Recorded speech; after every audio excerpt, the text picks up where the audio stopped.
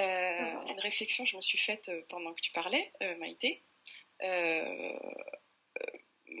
alors moi je suis beaucoup dans la nature. En fait je suis comme Serge, je suis aussi guide en sylvothérapie. Et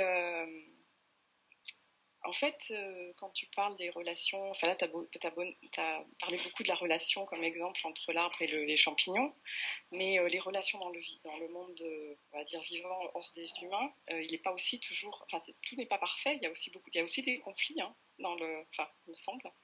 Donc, j'ai pas tellement de questions là-dessus, mais c'était plus un commentaire, une réflexion que je me suis faite. Et puis, quand tu parlais aussi de l'altérité, et je trouvais ça vraiment très intéressant. Et ça pouvait nous aider justement à être en observation sur quelque chose qui était non humain. Je pense, parce que du coup on n'était pas en attente, hein, c'est ça que tu disais. Et j'ai aussi l'impression qu'on n'est pas... du coup on a peur de jugement aussi. Si on s'adresse ou si on est en communication avec du vivant non humain. Enfin, voilà, c'était juste des réflexions en fait. Voilà, si quelqu'un veut rebondir là-dessus. Tu veux dire qu'il n'y a pas la peur du jugement, du coup, quand on est en relation avec du non-humain? Oui, en fait, on peut avoir un sentiment de liberté et d'expression et d'observation parce que je crois, hein, je sais pas, c'est peut-être ce que je ressens moi. Je pense, j'ai pas le sentiment que la fleur va me juger ou la libellule ou la pierre, alors que mon comportement face à un humain, eh bien, même si j'en suis pas consciente hein, de ce jugement, mais il va peut-être être là quand même quelque part. Voilà. Alors du coup, une petite réaction par rapport à tes partages, merci. Sur les exemples donnés, et c'est vrai que là du coup c'est un tout petit aperçu où j'ai beaucoup parlé d'arbres, de fleurs et de mycorhizes. Il y a bien d'autres exemples, et effectivement l'idée n'est pas de dire dans la nature tout est chouette et puis il y a de la coopération et ça marche pas. C'est clairement pas aussi simple que ça.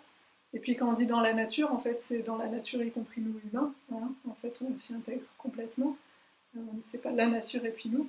Et effectivement, après, pour aller plus loin, on peut prendre plein d'autres exemples, y compris de compétition, y compris de combat, etc. Et je trouve que c'est tout aussi intéressant parce que ça nous amène à voir aussi toutes les parts de nous qui sont assez instinctives, qui vont avoir besoin de se protéger, qui vont avoir besoin de combattre, qui vont avoir besoin de fuir. Et ça, c'est des choses très intéressantes à intégrer, qu'on voit d'ailleurs beaucoup dans la formation qu'on propose, autour de reconnecter, réaccepter ces comportements-là qu'on a, qui ne sont pas forcément dans de la coopération et dans du gentil relationnel. Et en ça, les animaux vont être un très bon exemple. Voilà. Et comment se réapproprier le fait que, oui, il y a des moments où on a besoin de combattre pour se protéger, des moments où on a besoin de fuir, des moments où on a besoin de faire le mort, et ça fait partie intégrante de notre manière d'être en relation et de ce qui fait qu'on a pu survivre jusqu'à maintenant. Donc c'est pas du tout des comportements à éliminer ou à dire c'est pas correct relationnellement. Au contraire, c'est plutôt de retrouver du discernement entre les moments où c'est ça qui est approprié et que ce soit pas fait d'une manière inconsciente, et puis les moments où c'est un autre mode relationnel qui est possible. Donc il va y avoir effectivement tout un tas de nuances, et à chaque fois je pense qu'il peut y avoir des choses dans le fonctionnement des autres êtres vivants qui peuvent venir en écho de ça. Et puis sur l'aspect du jugement, c'est clair que c'est aussi une des choses qui facilite le fait qu'il n'y ait pas de jugement en face. Et ultimement, j'ai envie de dire ce qui serait chouette, mais c'est très compliqué, de dire comment justement je peux me donner ma propre estime de moi-même, mon propre droit à exister tel que je suis, sans dépendre du jugement de l'autre. Si tant est que l'autre ait un jugement négatif, comment je peux faire pour que ça n'entame pas ma propre conscience d'être et ma propre possibilité d'exister telle que je suis. Voilà, donc ça j'ai envie de dire, c'est une aspiration, un souhait, et j'imagine que pour chaque être humain qu'on est, c'est tout un chemin pour arriver à la fois à prendre en considération le jugement de l'autre, parce que parfois il nous dit quelque chose d'important sur nous, et en même temps ne pas faire en sorte que ça détruisent des parts de nous ou une certaine légitimité à être qui on est. Voilà, donc c'est un fil très ténu à trouver. Est-ce qu'il y a d'autres personnes qui souhaiteraient réagir, apporter une réflexion ou une question? Alors, il y a Benoît qui dit « Lorsque les racines de l'arbre que nous sommes, de par parfois les chemins bizarres de notre vie, ne sont plus dans la terre mais placés ailleurs, hors du sol, comment faire pour remettre les choses en ordre? Se replanter, reprendre des forces dans la terre, qui sont l'endroit normal des racines. » Ok, waouh, grande question, Benoît. Donc si je comprends bien, ta question c'est autour de comment faire quand on se sent déraciné, comment faire quand on a perdu ce qui nous relie au sol, peut-être ce qui nous fait tenir, ce qui nous fait être debout.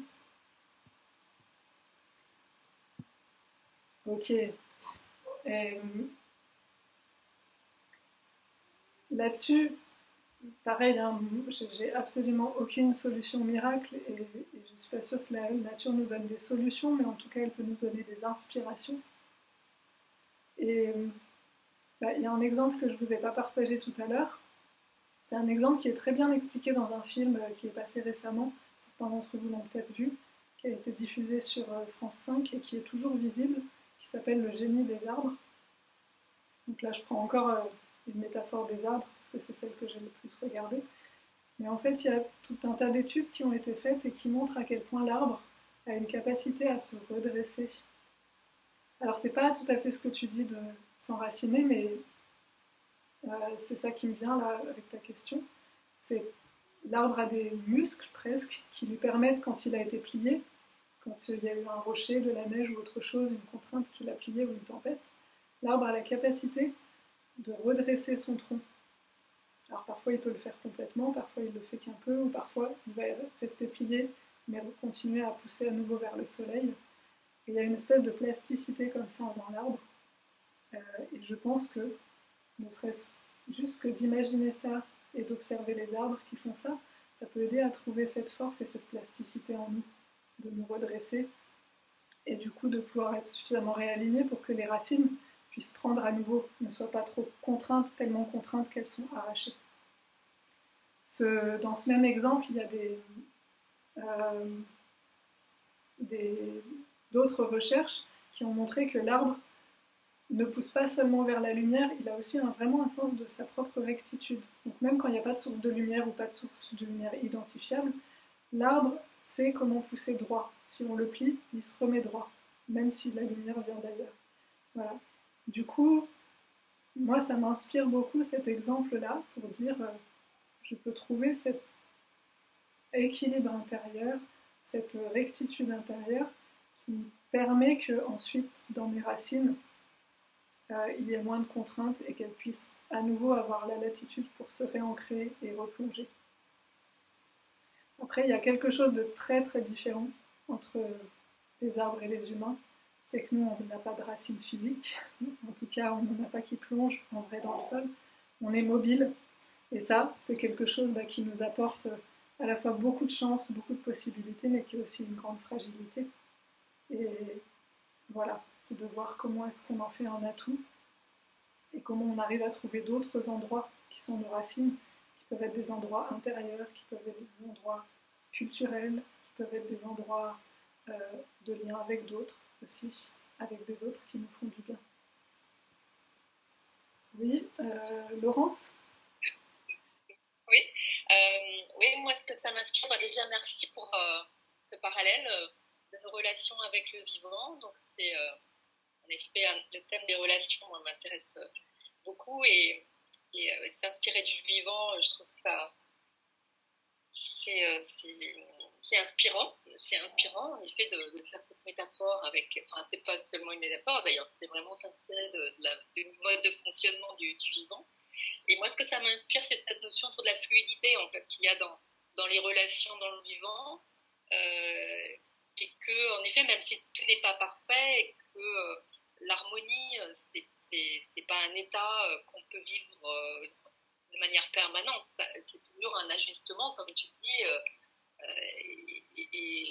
mais on peut trouver cette fluidité et rechercher cette fluidité de cet ajustement et donc de quitter un peu nos peurs et nos résistances pour se laisser aller à la désharmonie justement qu'il peut y avoir parfois dans nos relations et justement aborder les difficultés ou nos résistances justement en dépassant ces peurs qu'on peut ressentir et qui vont nous bloquer, quoi. Alors que dans le vivant, justement, il y a cette capacité à accueillir ce qui est, quoi, et à faire avec.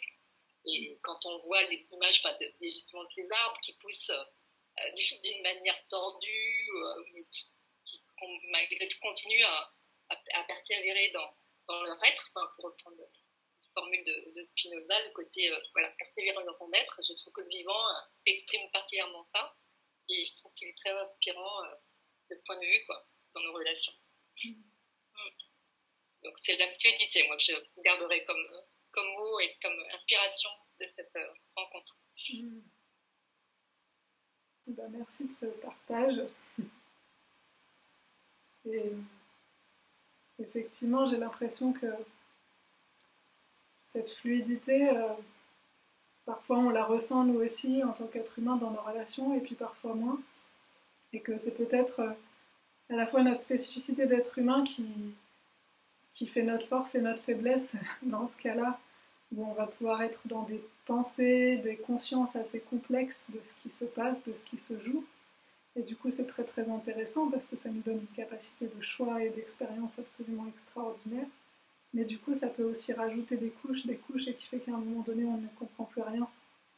Et c'est en ça aussi où j'avais envie de vous inviter en fin de conférence à revenir à des choses très simples, de communication basique, en fait. Finalement, de quoi j'ai besoin et comment juste je le dis, je l'assume et je le dis.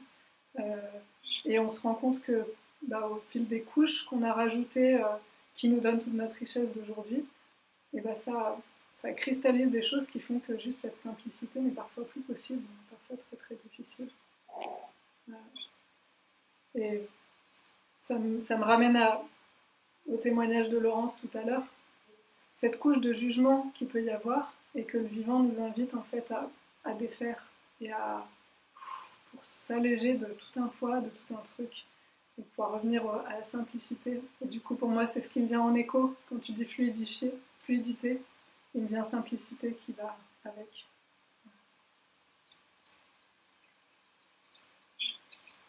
Ok. Est-ce qu'il y a une dernière question, un dernier partage? Et puis après, on va s'arrêter là. Priscille qui dit « Le vivant est une source d'inspiration pour nous, mais parfois à milieu des personnes que nous guidons. Par exemple, la sylvothérapie, tant ces personnes sont hors sol. » Ouais, du coup, ça rejoint, alors peut-être avec une préoccupation qui est la tienne, Priscille, qui j'imagine est différente de celle de Benoît, mais ce hors-sol me ramène aux racines et à comment on est ancré. Et là, ça me donne envie de ramener à l'expérience de tout à l'heure d'observer la plante.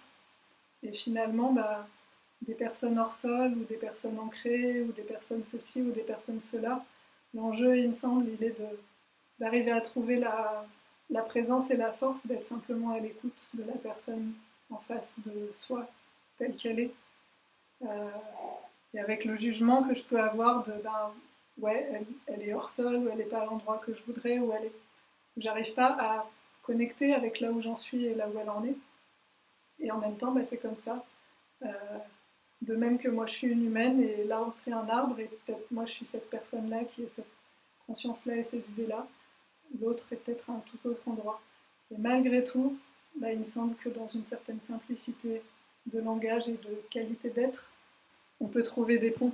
Et j'imagine, tu parles de sylvothérapie, je ne sais pas si du coup que toi aussi tu es guide en sylvothérapie, et j'imagine que tu fais cette expérience tous les jours, d'avoir peut-être des personnes qui semblent très déconnectées et en même temps ce que tu leur proposes peut-être ramène un tout petit truc qui va amener un petit bout de cette reconnexion. En tout cas, j'imagine que que tu peux rencontrer ça dans ton travail et que c'est chouette de déjà voir ce tout petit pas, même si on aimerait que ce soit plus. Et oui, Laurence qui dit c'est pour ça qu'il faut qu'on continue, Priscille. Voilà. Petit pas par petit pas, et sans vouloir changer l'autre, mais par contre en voulant porter ce qui vous anime. Voilà. C'est en portant mon être, ma qualité d'être, ce qui m'anime, ce qui me donne envie, qui je suis, que ça va inspirer d'autres.